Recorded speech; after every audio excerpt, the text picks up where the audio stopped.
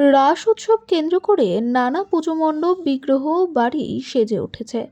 শান্তিপুরে 10,000 এলইডি আলো দিয়ে দর্শনার্থীদের চোখ ধাঁধানো মণ্ডপ সজ্জা এবার নদিয়ায়। রাস উৎসব উপলক্ষে আলোকমালায় সাজিয়ে পুজো মণ্ডপ তৈরি করে দর্শনার্থীদের মন জয় করল নদিয়ার শান্তিপুরের লিডার্স ক্লাব।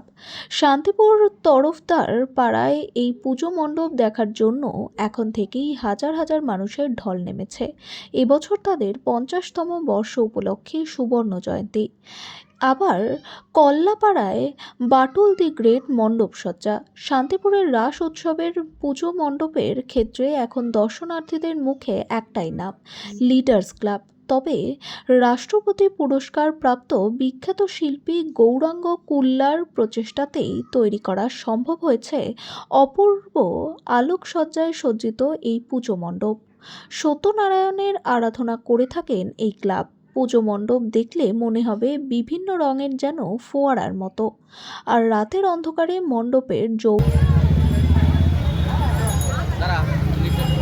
আমাদের প্রতিবেশীদের সম্মান জানানোর অনুষ্ঠান আমরা এখানে শেষ করছি।